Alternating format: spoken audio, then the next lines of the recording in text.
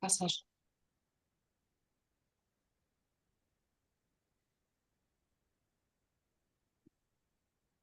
Good morning. Hi, Jean. Thing. Hello. Demute myself. We're going to give it just a few minutes so everyone can join us as they're coming Sure. up to noon. Okay.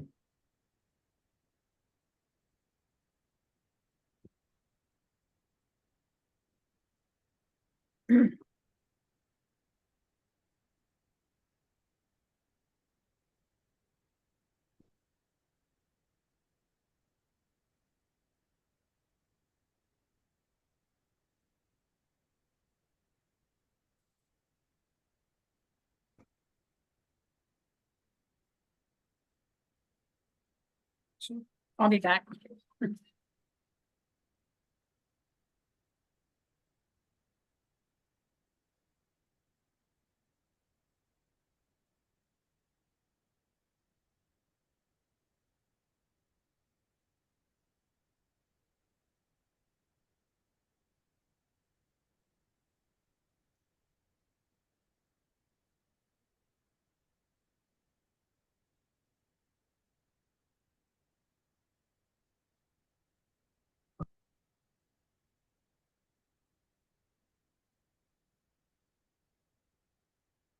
Hi, everyone. We're just going to give it another minute before folks start to come in here at the lunch hour on a Friday. Just give it one more minute. Good to see you all. Thanks for joining.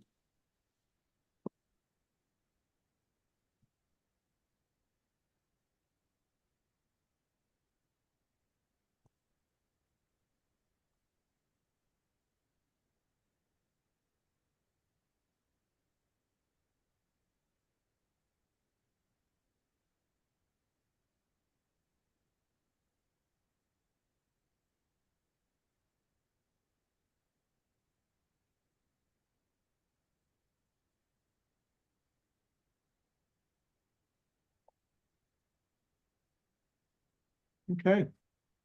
Well, good afternoon. Top of the afternoon to you. Good to see you all. Thank you for joining. I wanted to just introduce myself. Some of you have been on some of our Zooms and affiliated with the Community Foundation for a little while now, and I just want to say hello. My name's Jason. I'm the Director of Gift Planning and Stewardship here at the Chester County Community Foundation. And I'm going to talk to you about a really fun topic in the fundraising kind of industry overall. And it's on the topic of corporate sponsor fundraising, corporate fundraising, how to do it, how to engage the corporations that are here in the county and elsewhere in the region, and really try to figure out how to have a good relationship with them that will give your organization a large, impactful gift year after year. I have a number of years in fundraising, and I've worked with our local corporations here in Chester County, so I could share with you a little bit of my knowledge and experience. So wanted to get things moving along. So welcome. This is our agenda today. We have really two with some really helpful samples, and the samples are sort of like things for you to generate ideas in your various organizations. So the first is really to talk about America250, Chester County, give you an overview of that. Of course, we have the election days coming up very soon. And, Chester County 250 and America's birthday, the semi-quincentennial anniversary of our country will occur very soon. I mean, it's really within a year that we're going to see this. So exciting stuff to celebrate our shared history and heritage. The second agenda item here is really talking about corporate sponsorships, the types, the tips. I'll share with you a little bit of some trends that I know about, and really, again, it's idea sharing. If you have questions, certainly let me know. You could put it in the chat. You could blare it out, whatever you want to do. So idea sharing is most welcome in this session. So I don't think I have to tell you all that the 250 is coming. America's birthday, our shared heritage, as you know, really a nation of immigrants and folks really getting together to celebrate, long overdue, right? 250 years of our democracy. That is quite an accomplishment, and it'll be here before you know it. Did we say 2026? And of course, if you do the math, it's coming up very soon. To give you an idea about this, if you haven't heard about it already, this initiative, the Chester County Community Foundation's partnering with the County of Chester and the Regional Planning Commission of Chester County to really kind of raise awareness in a lot of our different communities here in the county about the county, its background, historical assets and treasures that are very much tied to the fabric of our country. And so, you know, at the local level, the county level, it's called Chester County 250. There's also a state initiative that you may have been kind of following on social media. They have a little bit of a cute mascot that goes around as well throughout the state. But that started several years ago, and they, you know, again, have the same task of raising awareness about how Pennsylvania really falls within the 250th anniversary of our country. And then there's a federal or national initiative regarding the 250 that's been around for some time now, probably close to 10 years in terms of planning, different celebrations that will be occurring. And I can't forget, most importantly, the team at the Friends of Chester County, Friends of America 250 Chester County. This is sort of our role as project manager. You'll see some familiar names here. And our commission is spearheaded by Michelle Kickline, who's our honorary chair of the 250 Chester County Commission, and about over 30 members of historic preservationists and folks in our corporate community who are part of that commission, who meet frequently, quarterly. So that's to give you kind of like a background in terms of how the structure is set up. The goal is really this: it's to inspire, engage all communities about the celebration of America. And our aims here are really to kind of encounter the many ways in which Chester County, as I mentioned just before, participated and influenced our nation's founding, even after our nation's founding. Chester County, even some of the points in our region, were very impactful, even in the city of Philadelphia, where our founding fathers were. So it's sort of a regional kind of look when you look at the history and heritage of our great nation and how important that is. And then, of course, Chester County is blessed to sort of have a number of historical treasures and assets that are here that for the longest time, the county and many other groups wanted to protect and preserve as time has gone on. And I'll get to that in a little bit. But this is sort of the power of place. It's being inclusive. It's we the people as a phrase for this Chester County 250. The power of place, you were to think about Chester County, we have the great agricultural bounty in the western and southern part of our county.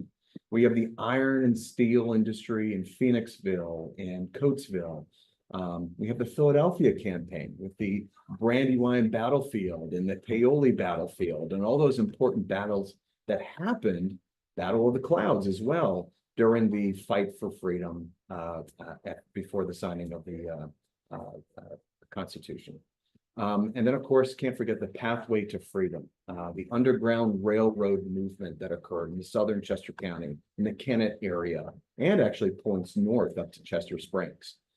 Very, very important in terms of our nation's history. And it really, a lot of it occurred here in Chester County. So you could see how the county really wants to protect these historical assets and treasures as generations shift and people move on. It's really the American experience. It's unfinished revolutions. It's we the people, as I said earlier. So important for us to kind of hone in on what this initiative is. And then most importantly, working with the county, they have through their heritage office overlays overlays, as I mentioned, our agricultural bounty and natural landscape in Western Chester County, as I just mentioned. Iron and steel and industry, if you were to look at this in the Coatesville and Phoenixville area. The Philadelphia campaign, sort of in the mauve pink color. And then you've got the path to freedom here in the sort of the central part of the county, southern central. So it's really tying in these important historical treasures in terms of protecting them as time goes on. But it's in addition to heritage themes, it's about we the people. It's about Chester County being the fabric of American society. It's U.S. citizenship rights. It's citizenship responsibilities, who we are as citizens of this great nation. The right to express ourselves, the right to worship as we wish, to vote in elections for public officials. It's to pursue life, liberty, and the pursuit of happiness. It's to support and defend the Constitution. These are our roles as citizens of this great country. Something to think about, and certainly this time, given this sort of polarizing feeling that our society has, but it's really our shared responsibility to have these responsibilities as things move on with our country. So I want to talk to you, I want to segue into corporate giving. You may have seen this slide before, but it can definitely be applied to corporations. So I'm going to segue into sort of what is corporate giving? At first, really, it's about relationships. It's not being sort of transactional, and it's developing relationships with local corporations that can, as I mentioned in the beginning of this session, that will follow and continue, and hopefully the large amount of donations from the corporation will get bigger over time. Transformation that will help move your nonprofit mission forward. So it's people giving to people, mission alignment. It's people giving the causes they believe in. And most corporations tend to look closely at organizational leadership. How strong is that organizational leadership and team? What's the track record of the nonprofit? What's the market positioning? Kind of like what's in it for them. So it's that mission alignment. Over the last several decades, many corporations are starting to really focus on mission alignment. It's not so much, back 20 years ago where corporate gifts were just going to as a one-off to an organization. A lot of corporations now, these last 20 years, even longer, are starting to align their missions and kind of coming up with a strategy in terms of supporting charities. I can tell you that giving by corporations, so nonprofits receiving those gifts, have always been sort of flat, sort of like, certain percentage every year.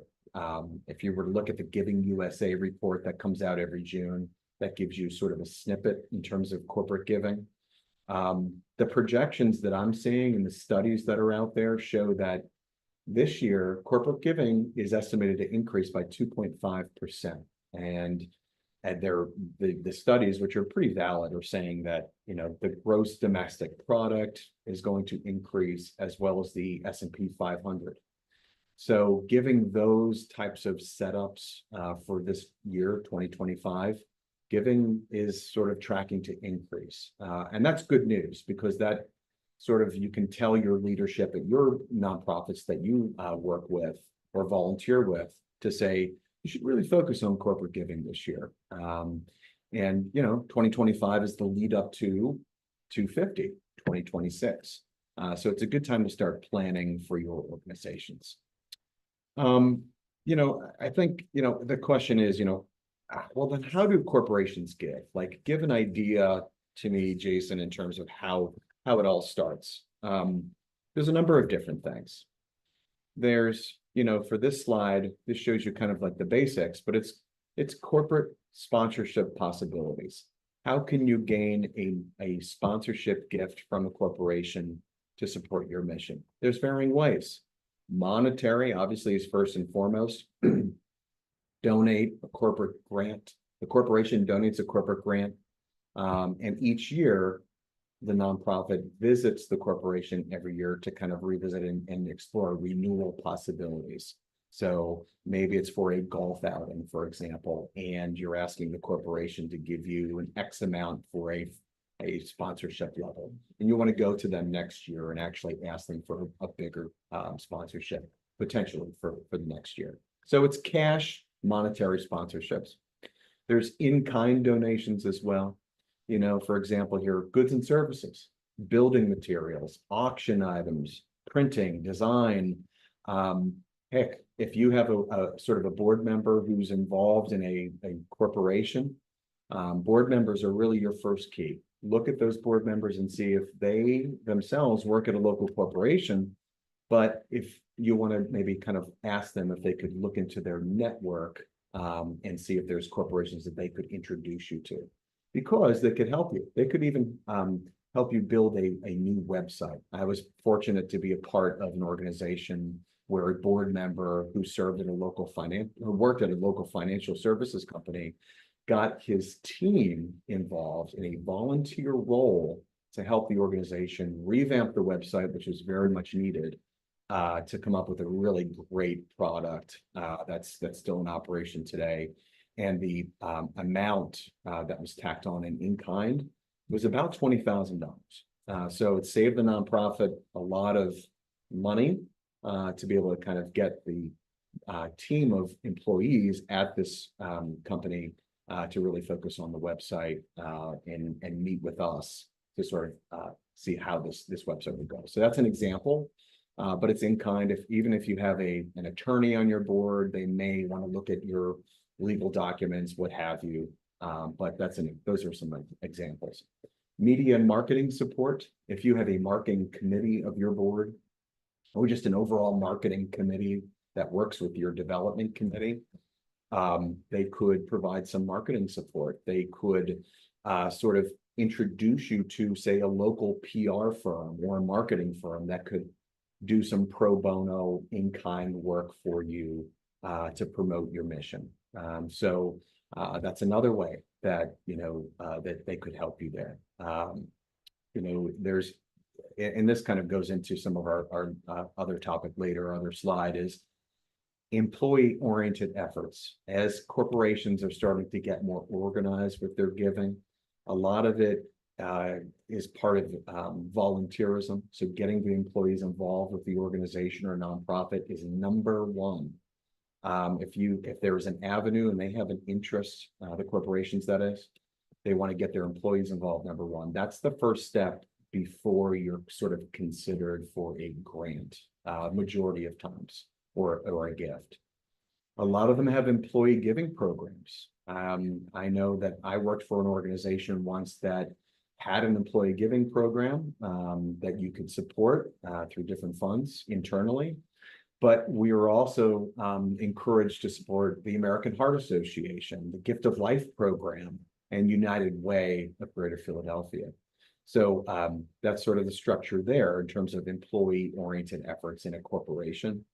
And there's also employer matching gift programs. If you know that you have a good relationship with a donor and a donor gives you, say, $1,000 for their annual gift. If you know that they work at a local corporation, be a sleuth and Google that corporation and just see if they have a corporate giving program, because they may have a match opportunity. So where the corporation will match the $1,000. So you're maximizing the philanthropy here to $2,000.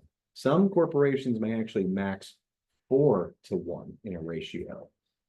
So a good way to kind of incentivize your donor through their work at a local corporation. And I do want to say that some corporations actually have initiatives for former employees, where the former employees will get matched as well. It's not as prevalent as full-time employees, but that's out there too for your giving efforts.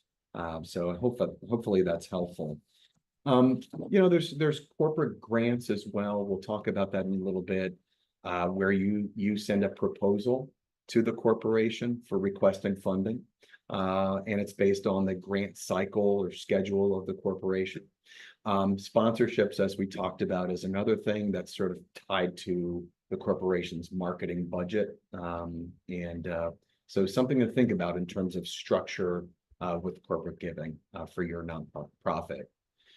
I'd say for this slide, you certainly want to kind of, think about how to secure a corporate sponsorship if you haven't thought about doing this already, if you haven't done it. You want to first, think about, setting sponsorship levels, doing some research out there in terms of, identifying first a good 15 nonprofits. I made some notes here, 10 to 15 nonprofits that you want to kind of look at as well-respected companies in the area that have a local community tie and that align with your mission. That's number one.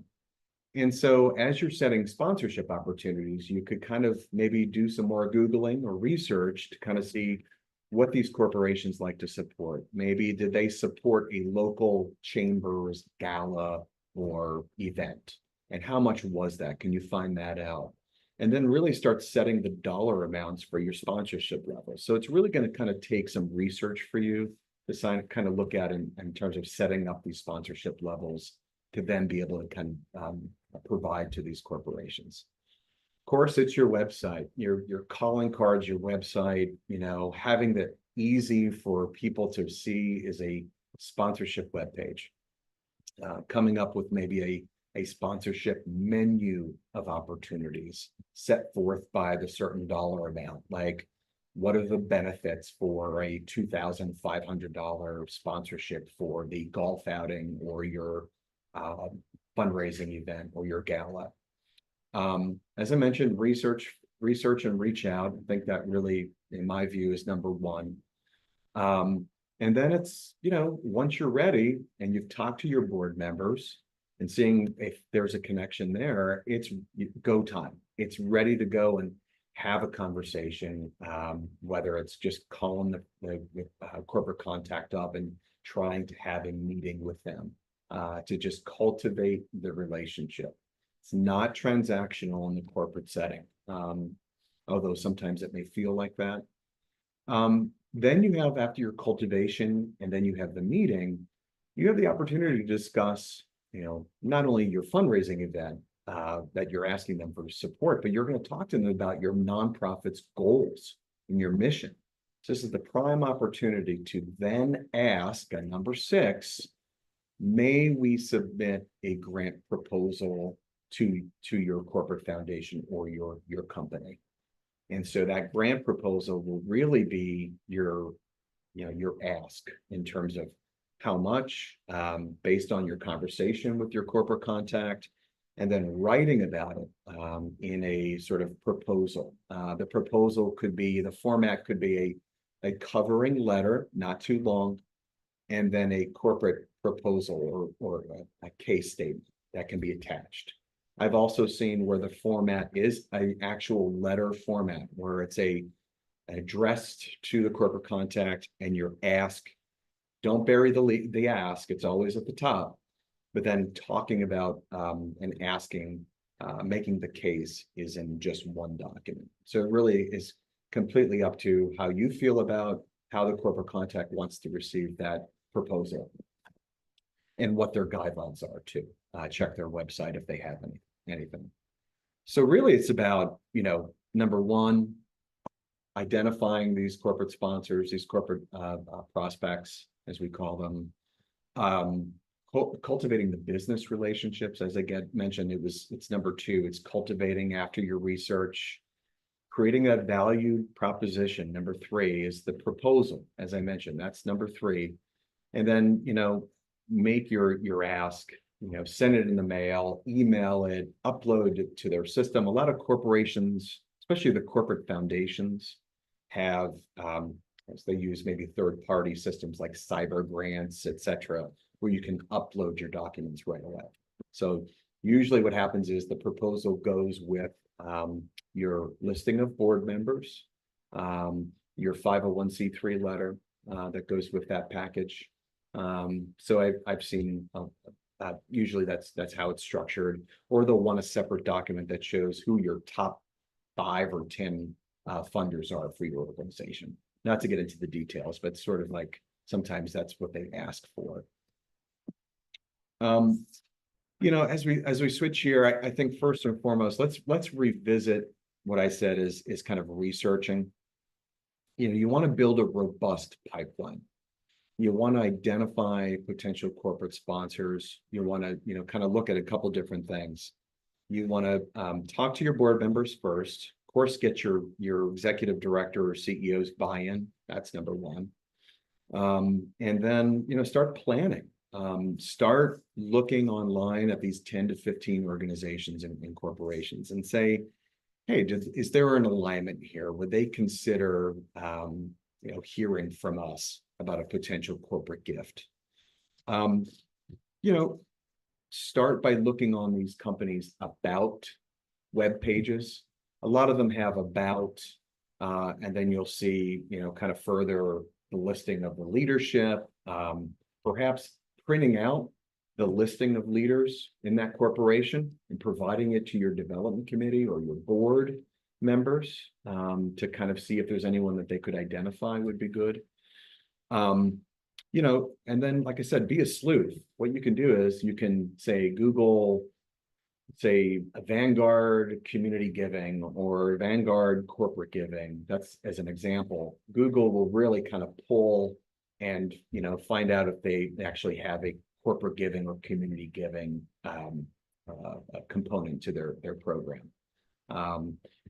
If you have vendors is something that's, kind of often overlooked in this process. If you have vendors that you compensate for a service, I would say that they're fair game to call your contact at the vendor and say, hey, we have an event coming up. Would you consider supporting us? I'm laughing because I was always scouring my previous organization's vendor lists.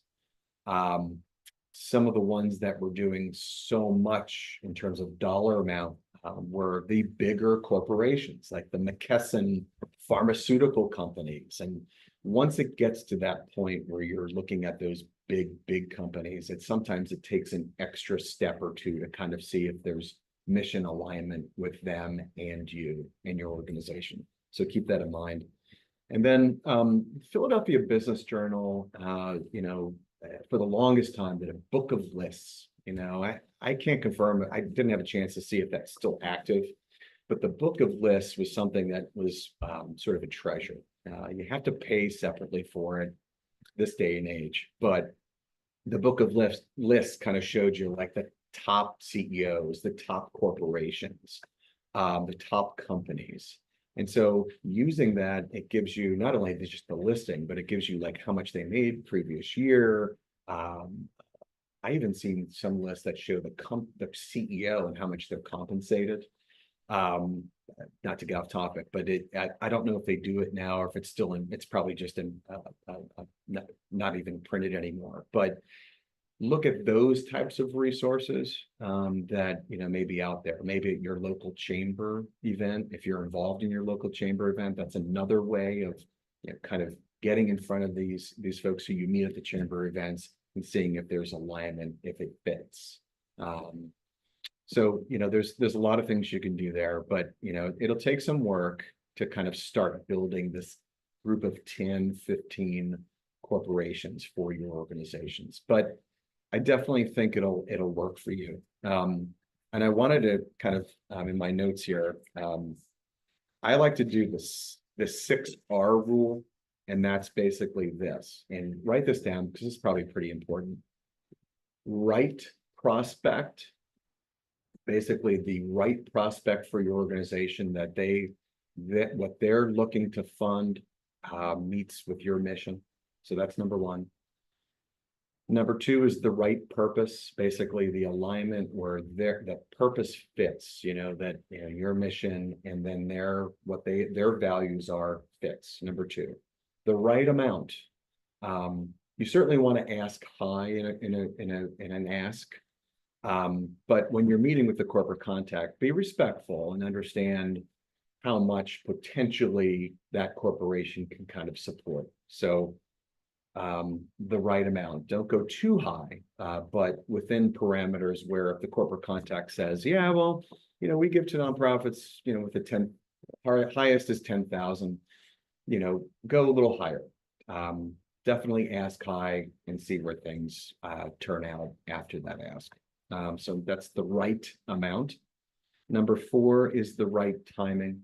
A lot of corporate foundations have grant cycles and asking you to apply to them. So look on their websites and their web pages when you Google corporate foundations, corporate giving, next to that corporate name. Make sure that there's no schedule or time. There is a schedule or timing. And if not, gravy. You can submit a proposal anytime. Number 5 is the right solicitor. The right solicitor, meaning is your CEO or executive director the person that should be having this relationship with the corporation? Or is it you as a development person or volunteer? Or is it your board members? Kind of figure that out internally. So that's number 5. And then relevant factors and interests. Relevant factors and interests. Make sure it all gels together when you're ready to submit that proposal to the corporate contact who you're schmoozing.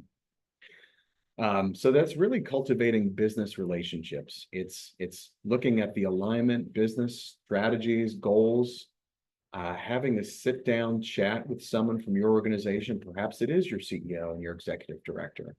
And most importantly, just making sure that there's alignment there. I wanted to share with you this resource as we get to 12:32. I always like to catch myself because I drink too much coffee. This is a listing that is the most recent from the Commonwealth of Pennsylvania, but it's a listing of the top 50 employers in Chester County. Believe me, this list does not change much over the years, the last 10 years that I've seen this list. But we have this in the slide for you to kind of use as a resource for your nonprofit. If it's in Chester County, great. If not, you could Google, if you're in Delco or Montgomery County, wherever your organization is, you can Google and find out the top 50 employers or through your local chamber. But these are the ones that are really doing some incredible work that we know, do have corporate giving programs. Some of them don't, some of them like the hospitals or the school districts, those are sort of different types of companies. But from a top employer standpoint, you could use this list. You could use your vendor list to come up with that robust pipeline of 10, 12-ish corporate contacts. So this is on our 250 web resources web page that I'll show you in a little bit. But hopefully this is helpful to you as you start planning and fundraising and trying to have a relationship with some local corporations that are doing some good work. Slide 14 is pretty important. As I mentioned, you're building the pipeline, you're researching, you're trying to figure out what the corporation likes to fund. Well, in my experiences, it's either or. Either they have a corporate foundation, where they let's pick on Wawa Foundation, for example. They have specific guidelines they like to support, human services, health, a number of different things. So, they also have a schedule. They have a schedule in terms of the grant cycle, when the proposals should come in, what they look for. So using them as an example, they're a corporate foundation, a separate legal entity established by the company to manage its philanthropy. There's more control over the grant making. So using Wawa Foundation as an example there, it's often structured. There's a board of that foundation of employees. So, as I said, pay attention to the guidelines there. At the same time, there's a corporate giving program, where, a company may not have a corporate foundation, but in your Google sleuthing, you could come up and say, community giving or corporate giving. 9 times out of 10, you'll find something that says corporate giving program attached to a local corporation. And this is where the company is directly involved in their charitable giving efforts. It's often tied to the president and CEO, external affairs, marketing. Even I've seen in some cases the HR office actually has sort of a function or is involved in some cases that I remember seeing. And it's tied to their volunteer efforts, their engagement, getting the employees involved. You know who does that is Xfinity, or AKA Comcast. They have a system in place. If you Google Xfinity corporate giving, they'll come up with a very fancy webpage that shows what they're interested in supporting. But knowing the person who I liaise with at the Community Foundation at Xfinity, the first question they ask is, when we talk about 250, is, oh, can our employees get involved? Can our employees volunteer? So that's a big green light for you guys, tying yourselves to the 250 mission to say, I wonder if Xfinity would want to have some of their employees volunteer for us. We have a lot of stuff that we need to do for our sites. So something to think about there in terms of employee volunteerism and engagement. Employer matching gifts, as I mentioned, great way to incentivize a donor and get them to maximize their philanthropy to your mission. And of course, sponsorships. Keep in mind that oftentimes corporate giving programs have two subsets. There's a corporate grants that come out of the one budget, but there's also another pool, and you often don't hear about it. But it is, as I mentioned, a marketing budget, a CEO budget that mysteriously is there as a line item, where if you have a relationship with a CEO or an executive of a company, you could certainly, be mindful that, there's a corporate grant that comes from a corporation, but there's also another pool of money that could be there for you. So keep that in mind. It's a little trick when you're having these relationships. I always keep that in mind. Very important. But I have to say, like with this top 50 employers and even the other companies that are not listed on this list, companies are very generous here in Chester County. I mean, I've been in fundraising about 18 years, and working with a lot of them through my experience, they definitely want to find ways to get involved in the nonprofit community in Chester County. So I provide that to you as assuring you that your efforts won't go in vain. If you have a finance person that says, what's the ROI? Know that it will come, but it'll take some time in terms of relationship and cultivation. So, this is sort of a value proposition for you to think about, is really kind of thinking about them first, the corporation, and what their issues and interests are, or what you heard through that lunch or breakfast with a corporate contact. But it's, what's the need to be met? Clarify, what the corporation is being asked to support, in your conversation very casually. Why is it important to the world? Why is it important to the county in terms of involving this corporation with your mission? How are we going to meet that need? If you have in that corporate proposal or your case statement, basically the why, how, why is it important, and how are we going to meet the need? How are we going to serve the underserved in our communities? Or, how does my historical mission and heritage mission intersect with the corporate values that are kind of outlined for you? How much will it cost? There's a cost benefit there in terms of, basically what you're seeking funding for, a program or your organization. Sometimes, maybe giving the corporation with your packet a budget, your operating budget, is very helpful for the corporate team to look at. So it's a corporate proposal, board list, 501c3, and then basically your budget, if they ask for it, but oftentimes they do, and sometimes they don't. In your conversation with the corporate contacts, sometimes if it's very in the beginning stages, sometimes you'll say, like, what's in it for me? Like, how do you want us to be involved? How do we fit in with your mission?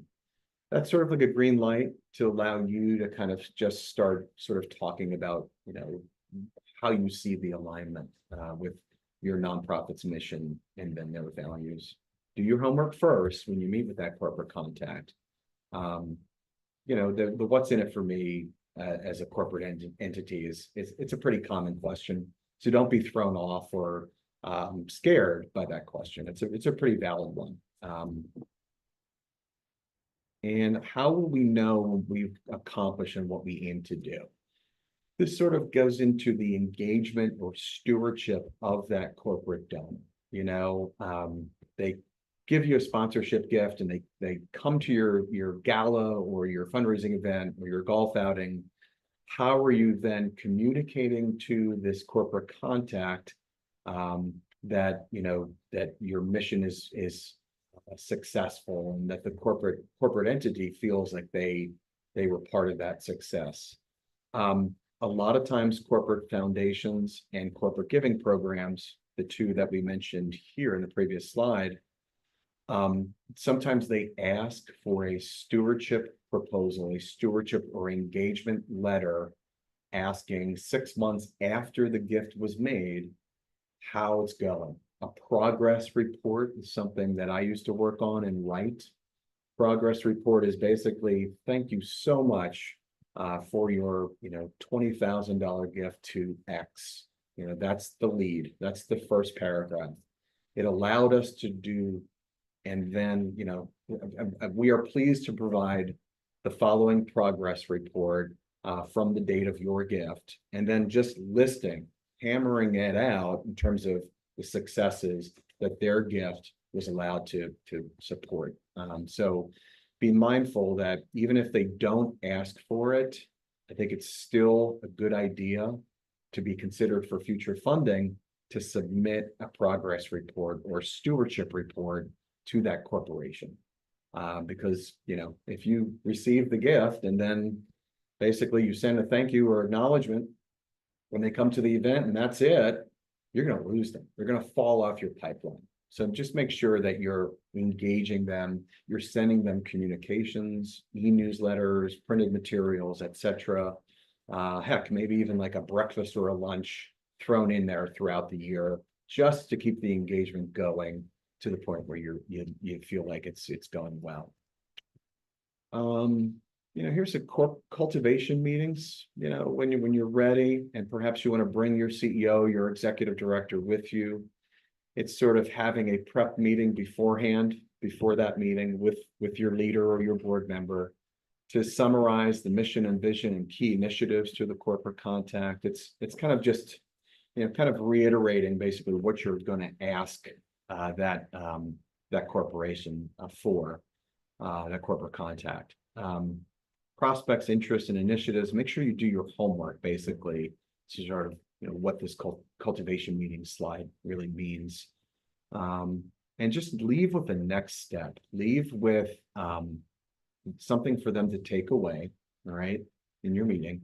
And then just, reiterate next steps. Something like, this has been a great meeting. Thank you so much. As I understand it, the next steps for us to do are, and then just verbally reiterate, and you'll get the green light, you'll have the respect, and that gives you the green light to start planning in terms of how you're going to ask for a contribution from that corporate entity.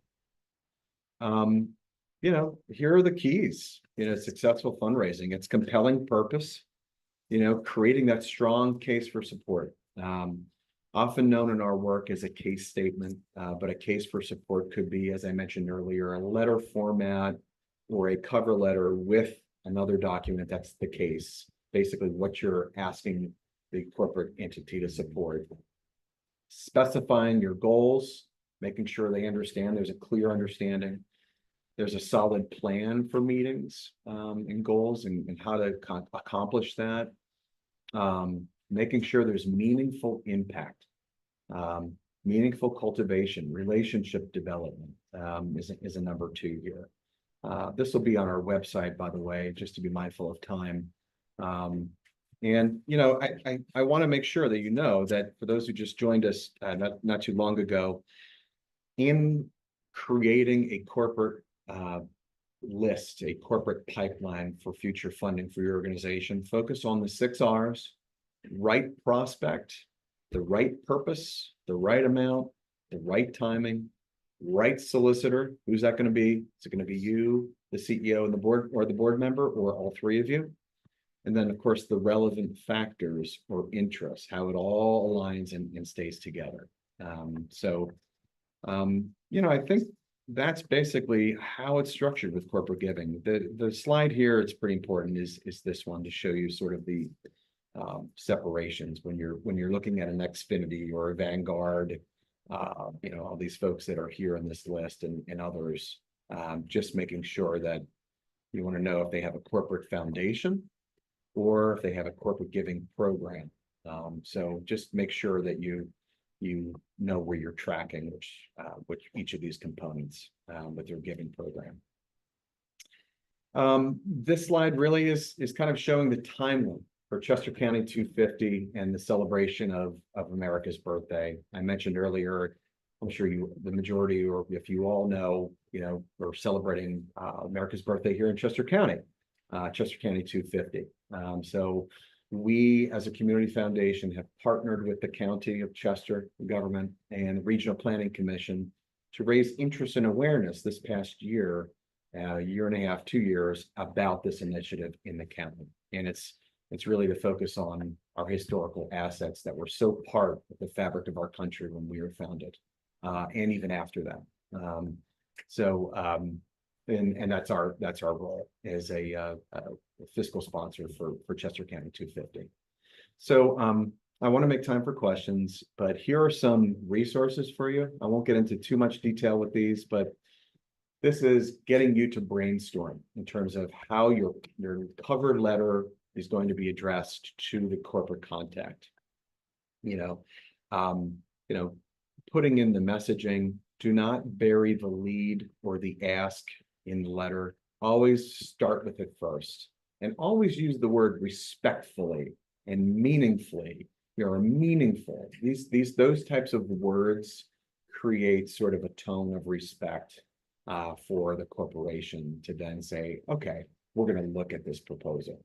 So this is sort of an example of a sample letter. And what we'd like to do for the 250 initiative, I like to say recruiting your fundraising battalion team.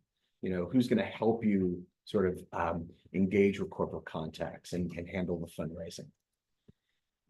Here's a sample case statement. As I mentioned, it's talking about your nonprofit mission, what exactly you're going to ask that corporate contact for, or that corporate entity. Showing some metrics, showing how your services as a nonprofit have increased over time. Really, it's your time to shine. Don't make it too long, but it's really showing the impactful need of the request.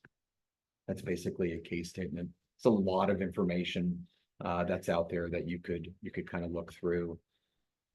This is sort of like a fundraising plan. Best practice. I just worked with a group the other day. Some of them said they don't have a development fundraising plan. I think you should. I think you should have sort of take the summer, if you don't have one, to just say, okay, my board is asking me to fundraise for, and here's the amount. How am I going to get to my goal? And then just break it out. Break it out by number one, board giving. How much do I think my board members are going to give if you don't ask for a specific level gift? That's number one. And then get into like annual giving. How are you getting donors to renew their giving to your organization?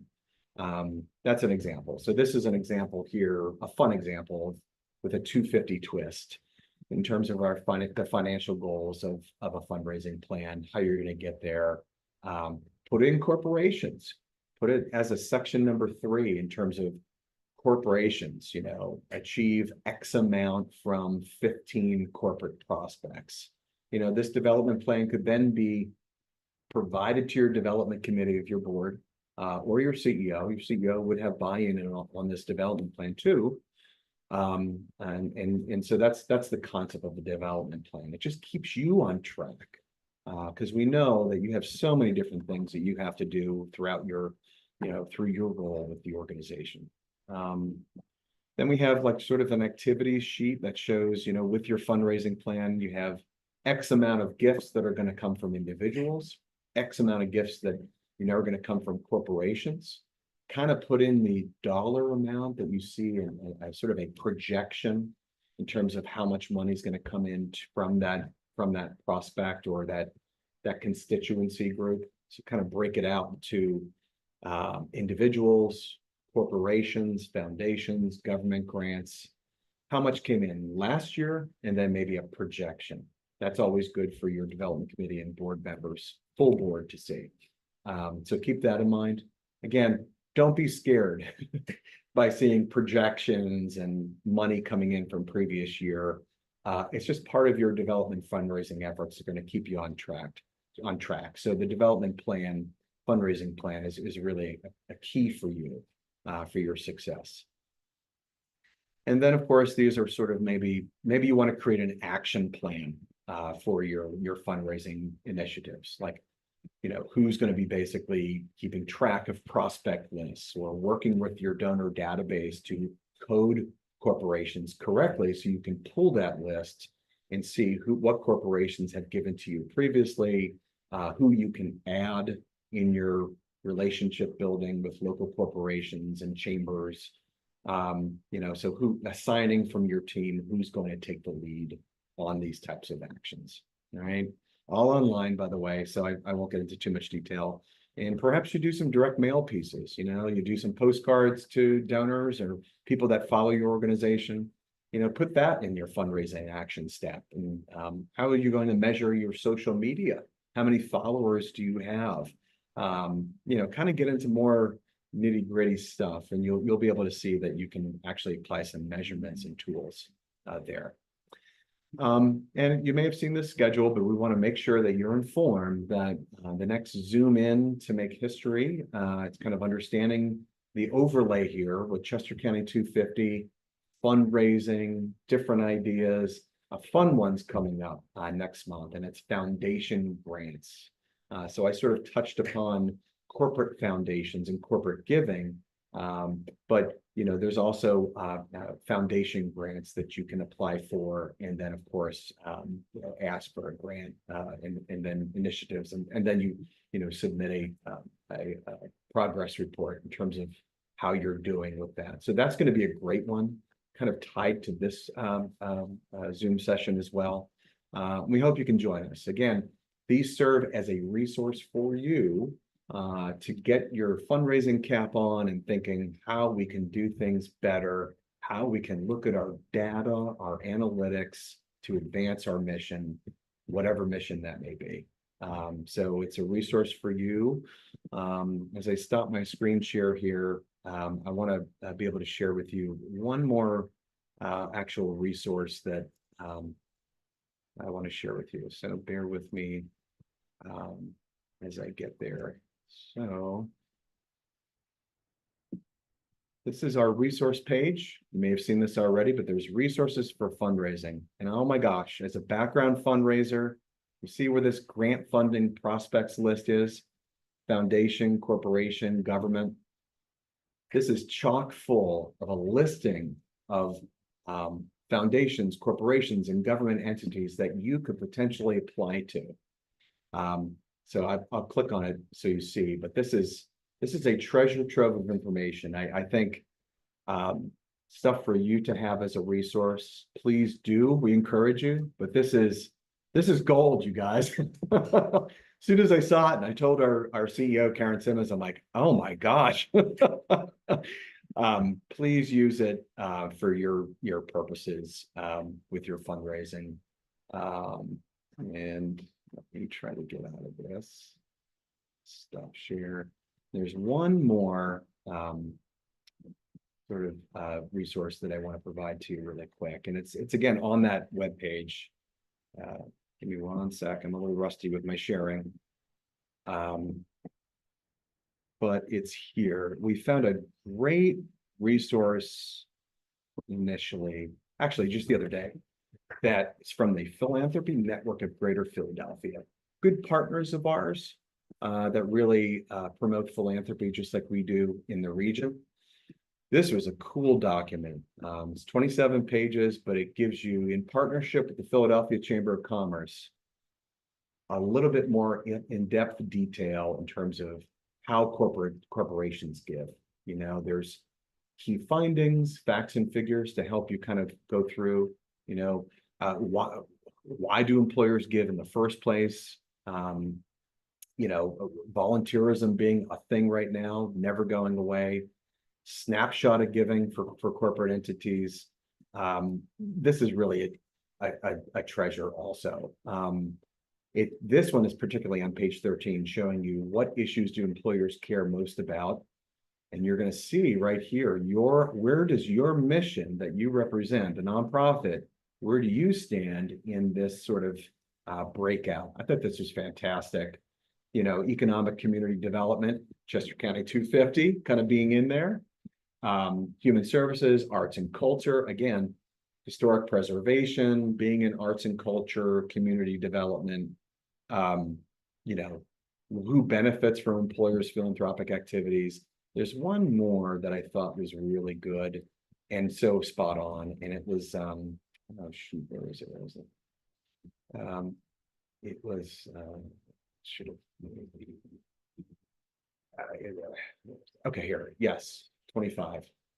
The department that oversees philanthropic activity. As I mentioned, it's usually the CEO, marketing, executive office, external affairs, sometimes HR. Here it is in terms of who is sort of the gatekeeper, who are the gatekeepers for corporate grant making at a corporation. So keep that in mind. But this is another great resource for you to kind of review and go through. So with that, we're almost at 1 o'clock, but I wanted to just, you know, take a moment to see if you all had any questions, anything coming to mind. How are you doing with fundraising efforts? Anything that we can help you with? Anything come to mind? I do want to chime in real quick. I spent 35 plus years in corporate America on that side of the fence, and one of my responsibilities was to manage these relationships, as you put it. Oh, look at you. Right. Tell us I how just it want to chime in and tell everybody you are 100% accurate on everything you just said. Thank you. And just to kind of chime on two things. One is there are charities that they support either out of a sense of obligation or just to round out their portfolio, but there's always one or two that they embrace. And for those corporations that embrace these charities, that's integrated.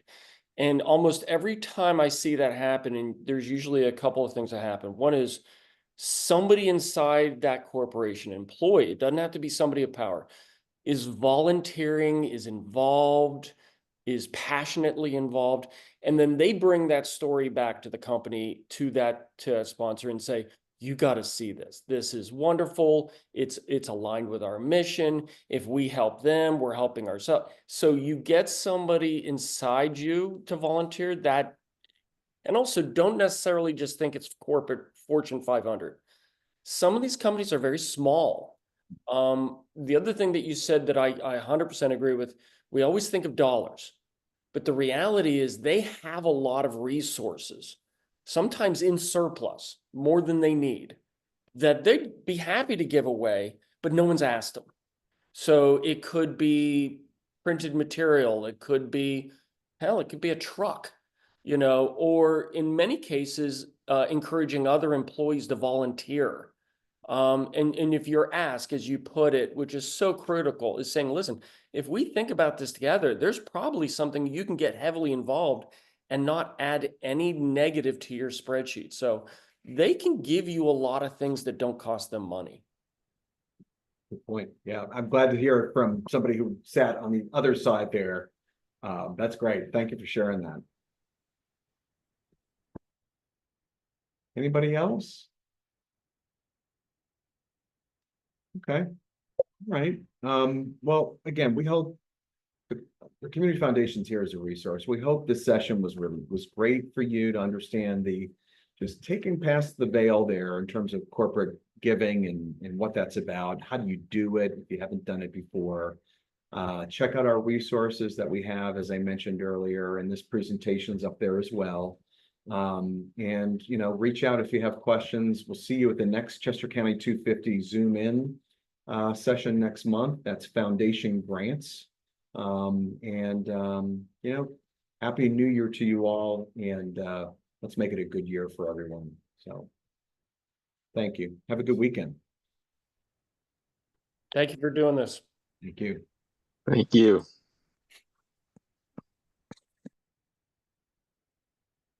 Perfect. Jason, you can stop the recording.